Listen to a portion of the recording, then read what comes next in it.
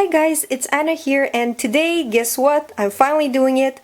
This is how to take notes on textbooks, my third method explained in detail. So if you don't know what I'm talking about, I'm gonna link my first video down below, and once you watch that one and you agree with me that the third method is the most efficient one and the one you prefer the most, come join us in this video over here where I will show you exactly step by step what I do.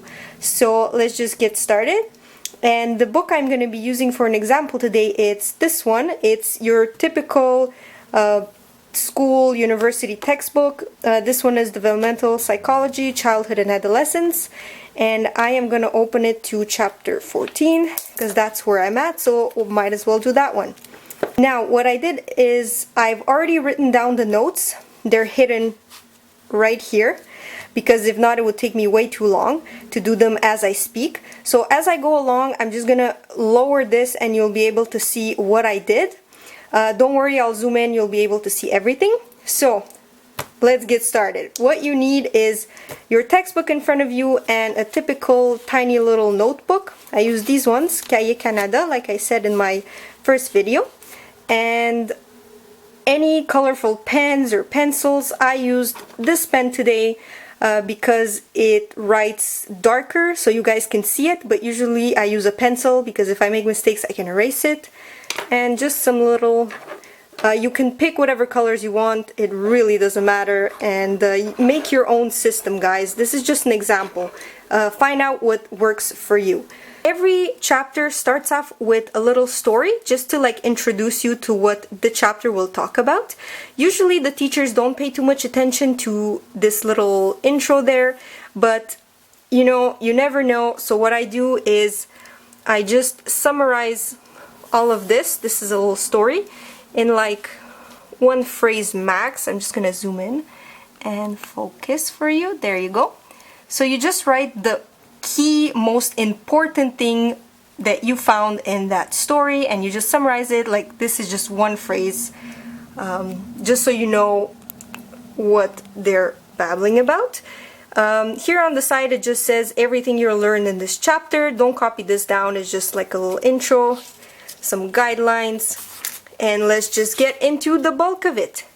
Now, the book is very heavy, but your notes shouldn't be. So let's start off with the first section. Now, what I want to show you here is every textbook, every good textbook has this. So this is the title of each paragraph. And then you have keywords, which see mine here are bold, and then on the side here they're defined. So how are we going to do this in our notes? First off, read the entire thing. Don't take notes as you go, because first read it, you'll get the gist of it, you'll know what the important points are in your head, and then you're going to make notes on it. So let's go to your notes. There you go. Now, every title of the book, you should write it down. Every big title, because sometimes they go nuts and they put 1,000 titles, the big ones. This serves as a really, really nice map for you guys. So you'll be able to situate yourself and to know what you're going to talk about on this page specifically. And it should be really eye-catching. So see here, I highlighted it. Well, I colored it in green, but it's really up to you. And then I'll just put everything down. This is just a little phrase that I found important in that paragraph, and then the most important things are the key words. All the key words, honestly, in the book, you should make them bam, appear, be super noticeable because they're very important. So here I just colored them and underlined them in yellow. And guys, this is very important. I always say to write everything in your own words. This is the exception to that rule. Keywords and key, theories, write down the exact definition, because the teachers get their questions and they use words from the exact definition in the book. So this is not the time to put it in your own words. If you find it too long, what I do is I like find faster ways to write it, like AGG stands for aggression, but that's just me because I don't want to write aggression every time. I just write AGG. And see here, OBJ, that's object, space, or privileges. So just to make it quick, but I'm just gonna go back to the book to show you what I did. See? These are the keywords. I copied exactly what it's written here because the teachers take a lot of info from here, and you should know like the gist. Like if the professor asks you like, oh, what's aggressive acts of which the perpetrator's major goal is to harm or injure a victim? That can be a question on exam. So if you are familiar with the exact definition, you will know it's hostile aggression. Now we're just gonna continue on. See, this is a main title, and then you have tiny titles like this. Now, you can read this paragraph, and I read it and I realized, you know what, it's really not that important, so I didn't even bother writing this mini title. Big titles, always write them down. Mini ones, pick and choose. So this one I didn't find that important. What I did find important was, see, there's a keyword right there, so I wrote that down. Let's go back to my notes right here. So see, in that entire paragraph, all I found important was this plus the keyword. See it? It's again same in yellow. That's it. Now we're gonna move down to this section, developmental trends in aggression, which is a pretty big section.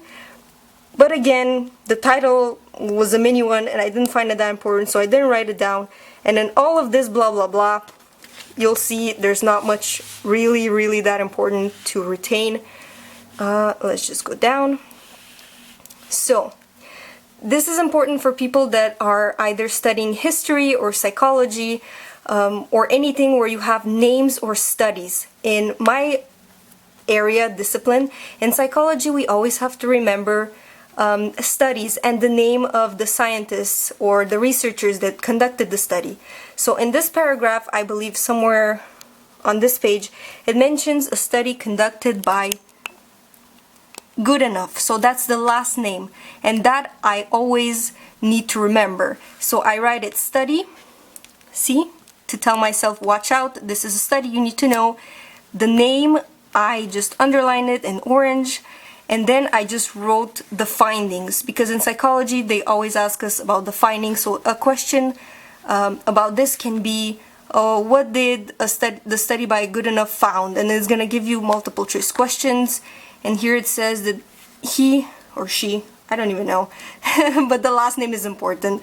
So Goodenough found that 2 to 3-year-old kids physically retaliated, so they pushed, they shoved, they kicked, and 3 to 5-year-olds replaced that physical retaliation with like more verbal aggression, like name calling, teasing, or just like a form of verbal bullying. So that's the gist of the study. I have the name, I have the finding, that's it. You need to know that. So keywords, names, remember that, it's important. Now let us move on. Just gonna focus back again. Now I read most of it, but I don't want to keep going because it's pretty much the same thing. I just want to show you what to do in case you have these little boxes here. So this normally, in my case, they're more studies, so you would use the same method to get the gist out of them. Name, finding, and just let yourself know it's a study. So moving on, I just continued reading and found another keyword right here. So I put that in yellow again, but what I wanted to show you was the difference between keywords and like theories. So I just went through this chapter and found a theory, which is right here, this one, hostile attribution bias. So this is more important usually than a keyword or a name, in psychology anyway, and this you need to pay even more attention to it. So what I do for theories, just gonna take this away, I put them even more like bam in your face. So if you're studying math or like stats, psychological stats, I would put this this format, like a little a little like rectangle and color it for like formulas or theories that, you know, they're not, so it's just so you know the difference between a keyword, a name, and a theory. So like I mentioned in another video, like Maslow's hierarchy of need, I would do it in this format, but keyword is a bit less important than a theory. Usually teachers ask a lot of questions about this, so this is even more important. And that's pretty much how I do it. I'm just gonna show you how it looks like, the final product here.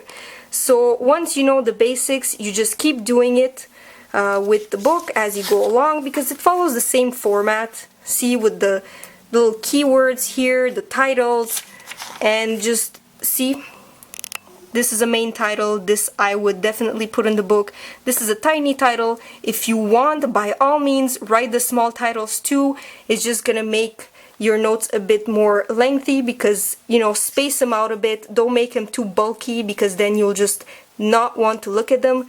But I don't want to brag, but look, you know, it's very organized, it's very pretty, and at the end we summarized quite a bunch of boring, unnecessary. So this one page is 1, 2, 3, 4, 5, because I stopped here and I just wrote that down. So this one page is 5 pages of lengthy, hard, heavy looking material. So it's just gonna save you a lot of time, and at the end of the day, after you finished summarizing a chapter, you don't need to look at it at all in the book anymore. Just study this for your final or for your midterms and you will be a-okay. So that is it for today. I really hope you enjoyed this video.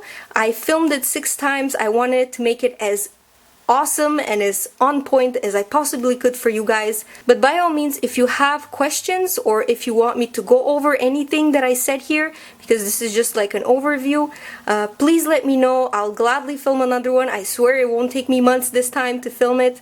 And yeah, that's it. I just want to wish you the best of luck with your finals or with any exam you might have. Don't worry, hang in there, it's almost over, I'm with you, and if you have any more suggestions for future videos, let me know. You know I always do them. And that's it. Please don't forget to subscribe to me if you like what you see, and I will definitely see you in my next video. Bye guys!